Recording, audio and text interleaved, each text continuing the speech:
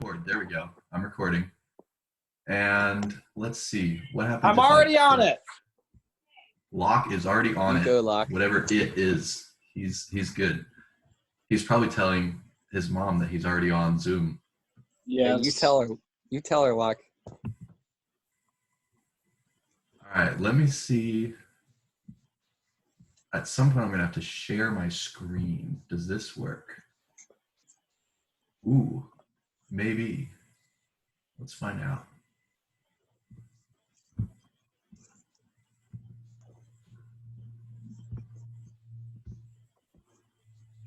Steven.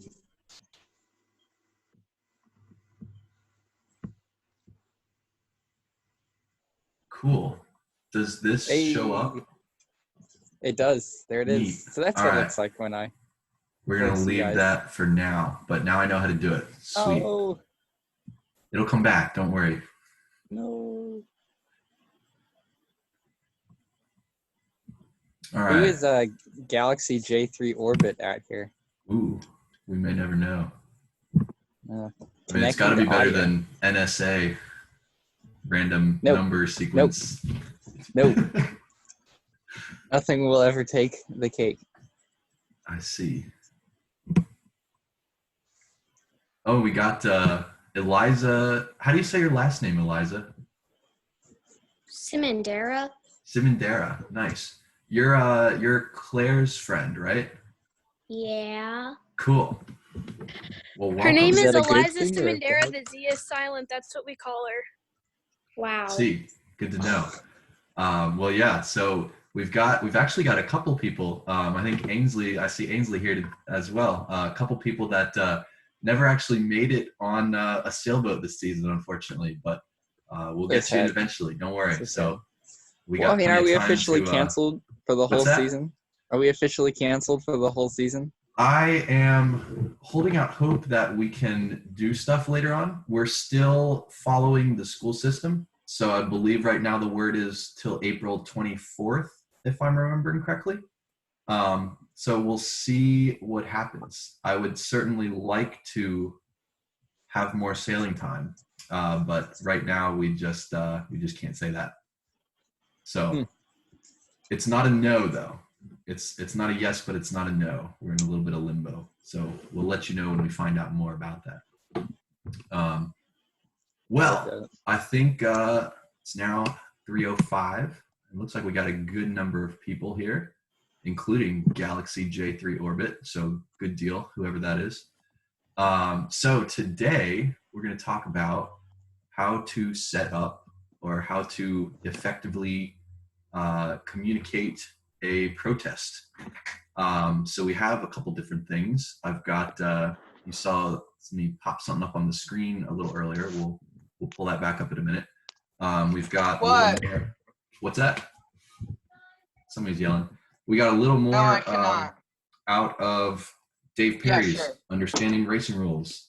We've got something out of the back of Dave Perry's Best Racing Rules quizzes. We have no quiz today, but it turns out in the back of this book, there's a whole section by somebody named Bill Ficker.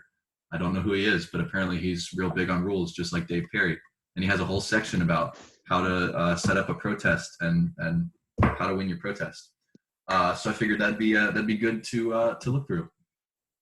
Anyway, so getting right into things, let's see if I can pull up my page of notes I wanted to use.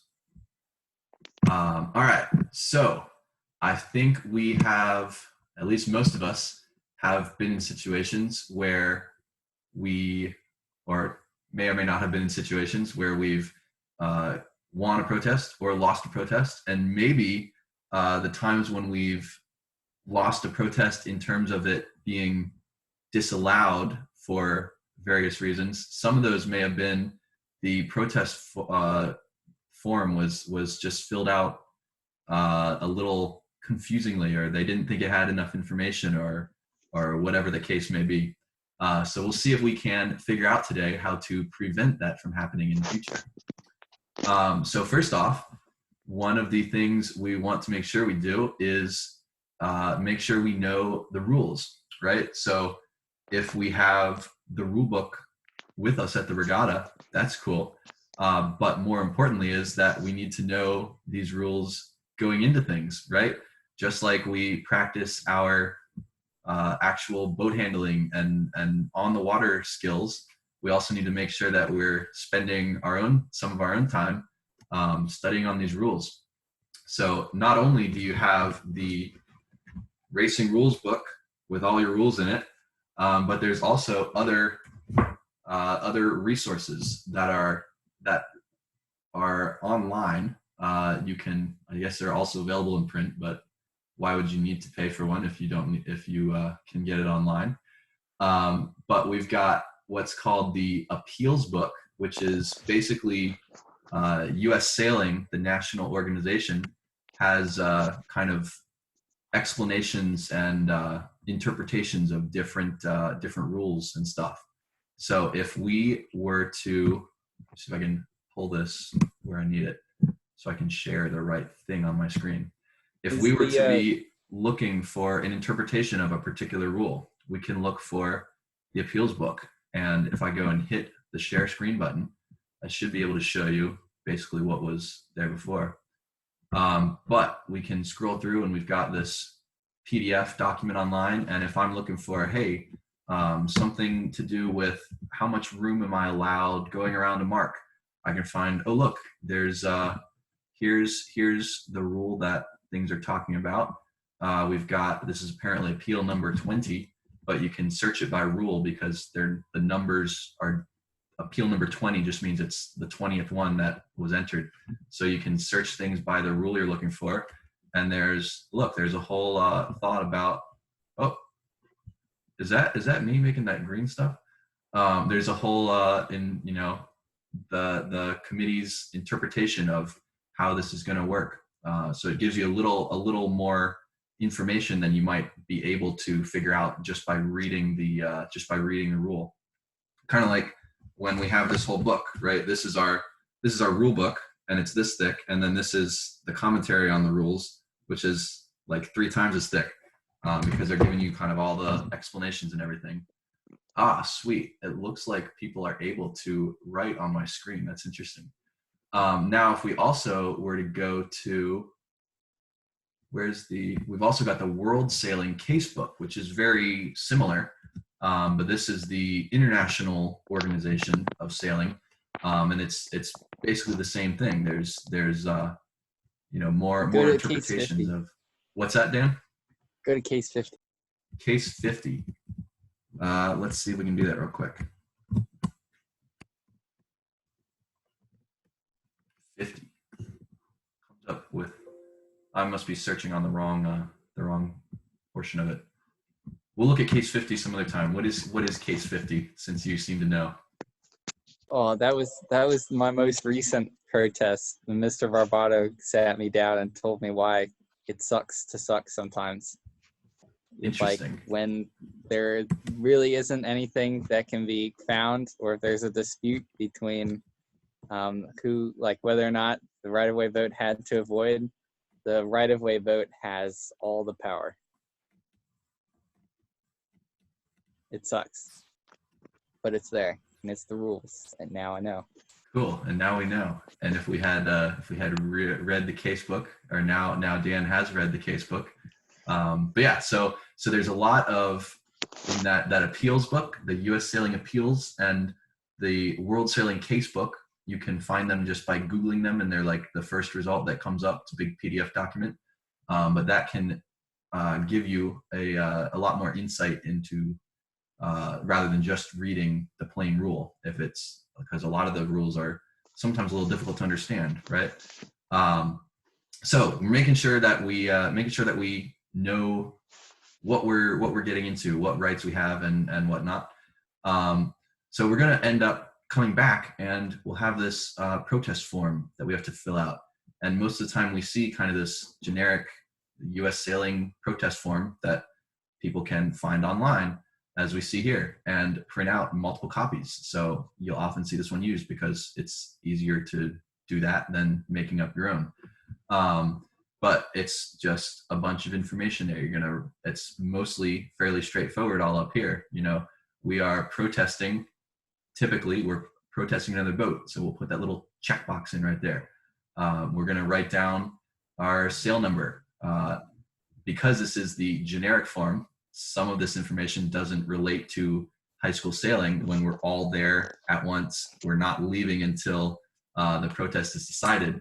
So like, you don't have to write down, I don't think they actually even have it on this copy, but sometimes you see like your phone, oh yeah, right there, telephone, email, you do not have to fill that out because you're there on the site. This is for in, bigger regattas, or if you're, if they're racing keelboats where they're not all starting from the shore, everybody brings their own boat, they're sailing from their own place, and then they leave afterwards, and nobody's really all together, so they have to do protests later. But so you don't have to fill out any of that contact info, but you do want to make sure you get your sail number. I'd put your own name, or right there, I guess, is the thing for it. All these little words are tiny on my screen. And then here, the boat that's being protested. So we want to make sure we have that sail number. If you can find it's probably the school, since it's high school sailing, we don't need to like walk up to the person and be like, I need to put your name on the form, but it was the Broadneck School or the Georgetown team, whoever, you can put that on. And that helps, if you realize, oh, there's a discrepancy here, like Georgetown wasn't in boat 11, let's figure out what was the sail number wrong, or did I get the school wrong? And it can just help us make sure that we are actually talking about the correct people. Where and when the incident occurred, make sure we just kind of go down this list. It's pretty self-explanatory what rules were broken. And then once we get to the description of the incident and a diagram, this is where we want to be pretty deliberate and make sure that we're getting all the right information and no extraneous information, and making a description that makes sense. So if we're able to, we should not only draw a little rough draft of our diagram on a separate sheet of paper, it's also a good idea to kind of make your rough draft of your description on a separate sheet of paper, because we definitely don't want to be in a situation where we've written a few lines and we realize, it's not really, that's information I didn't need, and you like scribble it out, and we just don't want a form that looks messy, right? We want it to be neat. We want it to look like we know what we're doing. So if we can make that rough draft, or even if we don't have any other paper to write on, at least kind of verbally spell it out for ourselves, so we kind of feel through what we're trying to say before we just go randomly writing words on paper. And then same with the image. So we don't want to get in a situation where we are scribbling in one big square and saying that's my boat, and then scribbling in another big square and saying that's the other boat, because it turns out that it's pretty messy, and people look at that and think, what is this guy doing? Does he know what he's doing? I don't know. So we want to make sure that we're presenting a neat diagram that's easy to follow, especially since most of these incidents boats are moving. So if we can have, boat number one, like I do on the whiteboard, we've got boat number one is, or maybe it's the red boat is here and the green boat's here, and red boat one at the first instant in time, and then red boat two is here at the second instant in time. Green boat one is here, and then green boat two is here. And so kind of walk it through that like you've seen me do on the whiteboard before. And then you can, even if we're able to, kind of follow the description along with the drawing. So we can have, sentences labeled. Sentence number one, I was on starboard tack and the other boat was on port. And here's my boat number one, on the diagram, here's their boat number one. And then you got sentence two, the green boat tacked or tacked too close and made contact. And here's my boat number two, here's green boat number two. You get the idea.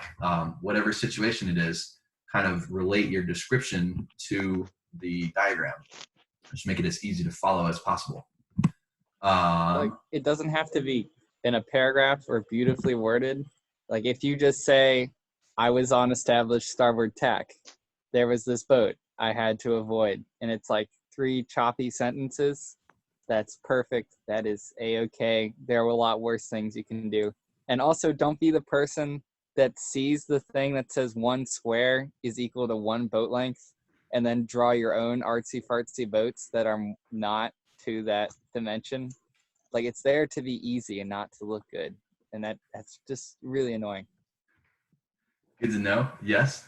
But yeah, so I mean, that is a good point though, because maybe a set of bullet points that are numbered is going to be easier to look at quickly and get the gist of it than reading through a paragraph out of a book that might be written down here. So yeah, just doing whatever we can to keep things. Totally lost my train of thought. To keep things organized and easy to follow. Right. All right. We'll stop the share for now so I can go back to my note page. And then, cool. So yeah, we're filling out our form, making sure that we've got everything that's relevant and nothing that's extraneous and doesn't help us. So I should take a quick minute, and we'll kind of run through the couple of rules that we have here that are governing how protests work. So rule number 60, I don't think we need to particularly read these out, just because they are a little longer, and it's a lot of words that don't mean much until you break them down. But basically, rule 60 is saying if you think a boat has broken a rule, you can protest them. So one of the caveats there is you need to either have been involved with the incident or have been able to see the incident clearly. So it doesn't have to be somebody that fouled you. If you see somebody else foul a third person, you can still protest that first boat. But it can't be something that you just heard about. You're like, whoa, that guy over there said that he got fouled. I should protest that because he's too scared to, or something like that, right? You have to have seen the incident or have been involved in it. Rule 61 is talking about what sort of requirements you do have. So one of them is how you inform the protestee, the person that you're protesting. And in the racing rules, it says you have to fly a red flag on your boat, which if you have paid attention during high school sailing practices, we've never talked about a red flag on your boat, right?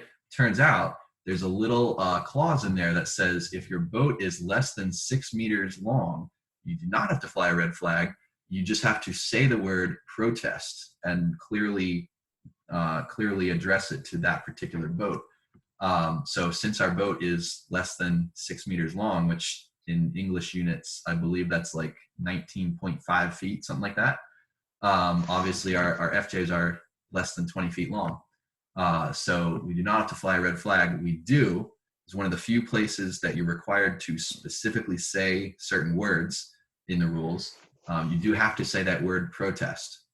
If you just go and start blathering about, hey, do your circles, you fouled me. He may have fouled you, but under the rules, you do have to say that word, protest. Next up, kind of runs protest contents. It basically runs through, this is what has to be written down and turned in. And it's basically everything that shows up on that form that we just went through. One thing we could note there is that the only thing that you specifically have to turn in initially is the description of the incident. You can go back and identify, who it is later on. You can identify where and when the incident occurred later on before the hearing. You can, or during the hearing. You can identify the rule you think was broken before or during the hearing. You can identify the name of the other sailor before or their team rather before or during the hearing. But if you turn in a protest form that does not have the description of the incident on it, then that's not going to work out for you.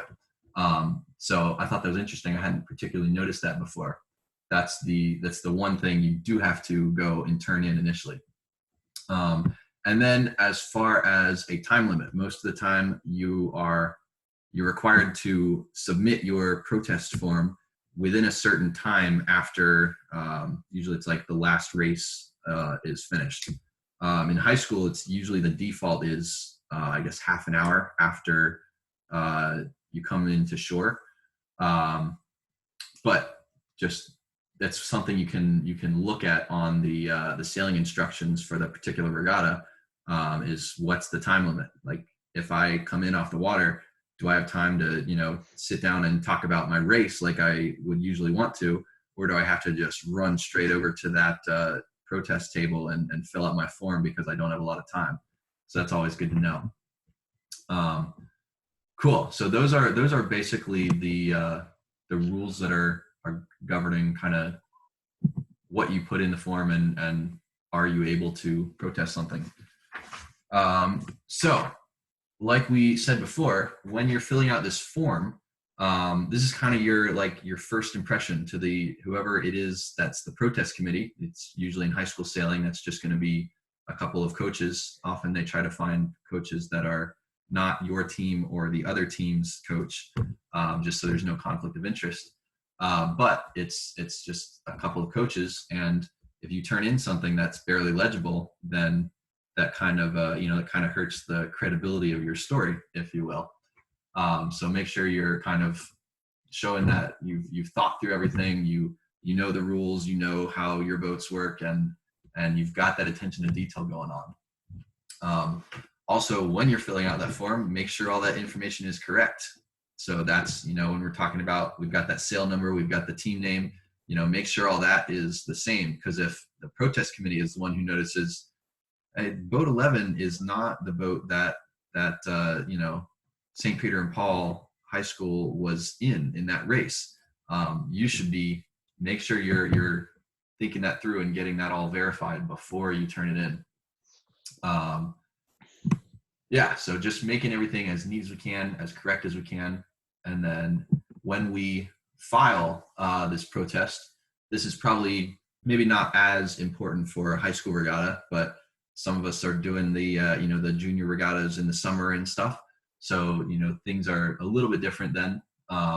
Make sure when you turn it in, make sure you remember who it was that you turned it into and what time you turned it in, because if you come back and they say, hey, we didn't get your form in time, if you can say, well, I filed it at 3:15 and the deadline wasn't until 3:30, then you've at least got something to argue with. But if they say, hey, you didn't file in the deadline and you have no idea, then you don't have any defense there. So most of the time in high school, we just kind of do it as soon as we come off the water, and the time is never an issue. And there's only that one person to turn it into, so that's not an issue either. But for other formats, it might be.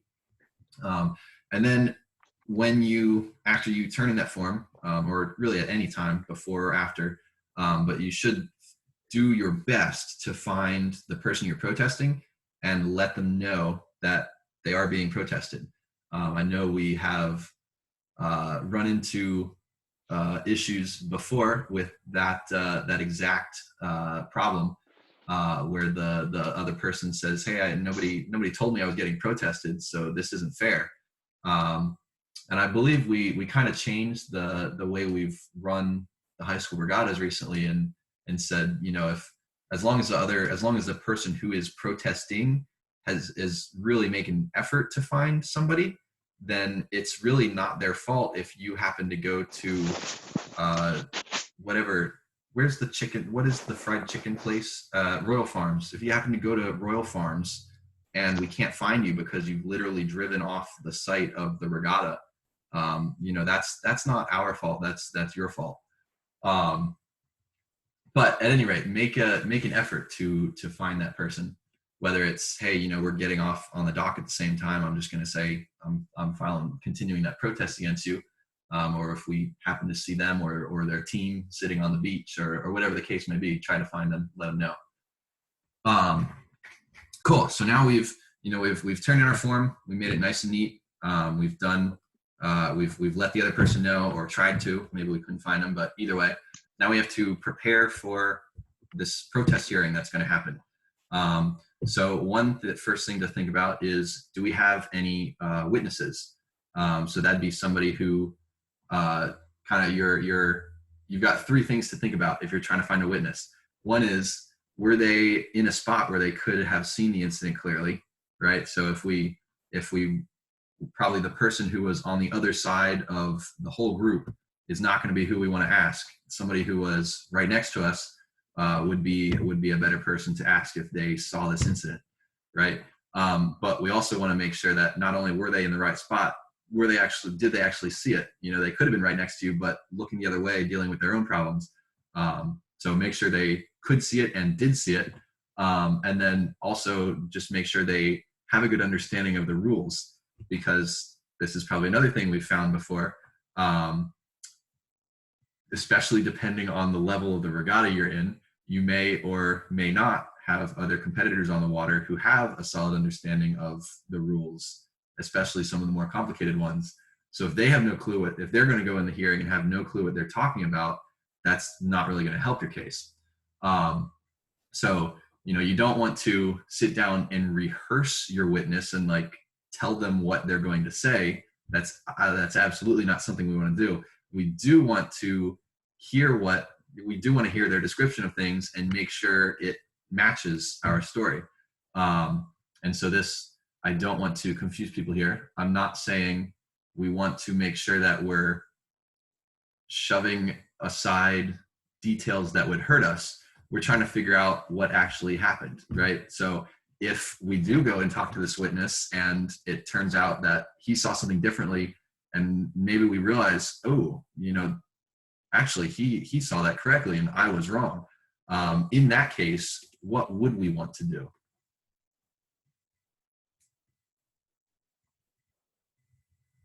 Anybody got to answer real quick, or should I answer my own question?